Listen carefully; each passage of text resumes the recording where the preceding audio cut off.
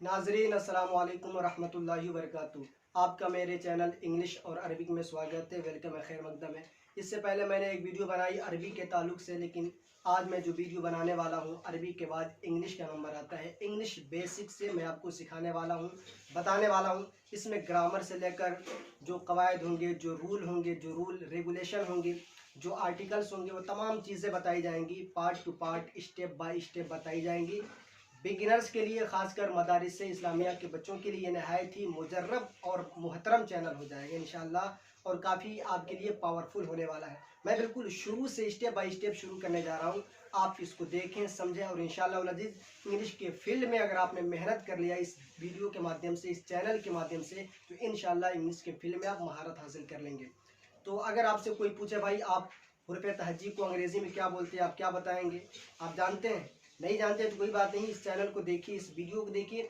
इंशाल्लाह लास्ट तक देखते देखते आप इंशाल्लाह जो भी सवाल आपसे पूछे, मान लीजिए कोई और सवाल आपसे पूछ रहा है, भाई हर्फ को अंग्रेज़ी में क्या कहते हैं, वर्ड्स को क्या कहते हैं, वर्ड्स को उर्दू में क्या कहते हैं, या जुमले को इंग्लिश में क्या कहते हैं, अल्फ़ाबेट किसे कहते हैं, आर्टिकल किसे कहते हैं, इन तमाम का जवाब शायद आपको नहीं मालूम होगा। तो घबराइए नहीं, 5-6 मिनट की जो भी वीडियो हो रही है, इस वीडियो में आप लगे रहिए। इंशाल्लाह इस वीडियो को देखने के बाद आप इन तमाम चीज़ों का जवाब दे सकेंगे। देखिए, एक लेटर होता है, उसके बाद वर्ड होता है, फिर सेंटेंस होता है। लेटर बोलते हैं हर्फ को, और उसके बाद जो वर्ड होता है उसको बोलते हैं लफ्ज़, और लफ्ज़ के बाद फिर जुमला होता है, उसको बोलते हैं सेंटेंस। यानी आप यूँ कह लीजिए कि लेटर से मिलकर वर्ड बनता है और वर्ड से मिलकर सेंटेंस बनता है। तो उर्दू में हम हर्फ बोलते हैं, उसको अंग्रेज़ी में लेटर बोलते हैं, और उर्दू में हम लफ्ज़ बोलते हैं, उसको अंग्रेज़ी में वर्ड बोलते हैं, और उर्दू में हम जिसको जुमला बोलते हैं उसी को अंग्रेज़ी में सेंटेंस बोलते हैं। अब हुरूफ़ तहज्जी यानी अलिफ से लेकर या तक जो वर्ड्स हैं, जो लेटर्स हैं, इसको हम अंग्रेज़ी में बोलते हैं अल्फ़ाबेट। अल्फ़ाबेट ए से लेकर जेड तक जितने भी लेटर्स हैं सबको बोलते हैं अल्फ़ाबेट। अब अल्फ़ाबेट दो तरह के होते हैं, एक कैपिटल में होते हैं, एक स्मॉल। कैपिटल यानी बड़ा साइज़ होता है, और स्मॉल यानी छोटा साइज़ होता है। अब कैपिटल क्या है तो आप देख सकते हैं, बहुत सारी जगहों पे किताबों में लिखा रहता है, या मेरे स्क्रीन पे आप देख सकते हैं।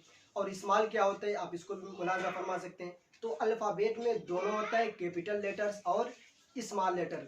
साथ ही साथ मैं आपको बता दूं, अब आप ये सुन के ज़रा सा शौक में आएंगे, भाई अगर आप बिगिनर्स हैं तो कैपिटल लेटर्स कब लिखे जाएंगे और स्मॉल लेटर्स कब लिखे जाएंगे। तो आप घबराइए नहीं, मैं आपको बता रहा हूँ। कैपिटल लेटर्स और स्मॉल लेटर्स के कुछ कायदे हैं। अगर आपने इन कायदों को मद्देनज़र रखा, ध्यान से रखा, ध्यान दिया आपने इस ग्रामर पे, तो आप इंशाल्लाह इसमें कभी नहीं फंसेंगे। देखिए, अंग्रेज़ी के हर जुमले का जो सेंटेंस होता है, यानी हर अंग्रेज़ी का हर सेंटेंस का पहला हरफ, पहला लेटर जो होगा वो हमेशा कैपिटल में लिखा जाएगा। For example, this is a book, that is a book.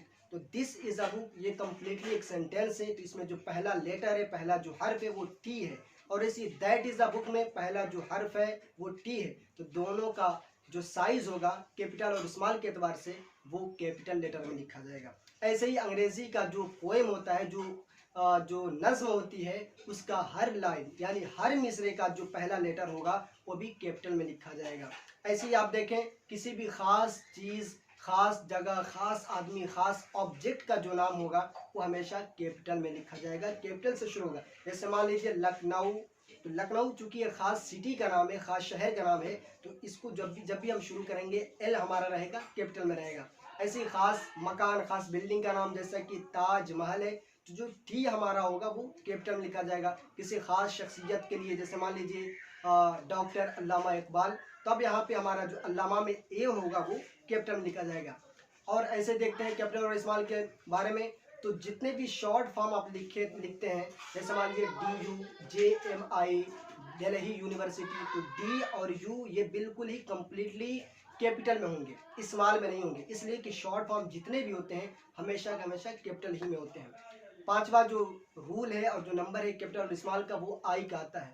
आई जब भी मैं के माने में यूज होगा, चाहे बीच में हो या शुरू में हो, कहीं भी हो, वो हमेशा कैपिटल में रहेगा। अब इन चीज़ों को जानने के बाद इंशाल्लाह अब आपसे अगर कोई पूछता है हुरूफ़ तहज्जी क्या है, तो आप फ़ौरन बताएंगे अल्फ़ाबेट को बोलते हैं, हर्फ किसे बोलते हैं, लेटर को बोलते हैं, शब्द किसे बोलते हैं, वर्ड को बोलते हैं, जुमला किसे बोलते हैं, सेंटेंस को बोलते हैं, और कैपिटल किसे बोलते हैं, तो इसे बोलते हैं। स्मॉल किसे बोलते हैं, इसे बोलते हैं। और इसके अलावा आपसे कोई पूछ सकता है भाई कि कैपिटल और स्मॉल के कायदे क्या है, तो अगर आपने इस वीडियो को देखा है और समझा है तो इंशाल्लाह उसका जवाब भी दे पाएंगे और इंग्लिश में अपनी पकड़ अच्छी कर पाएंगे।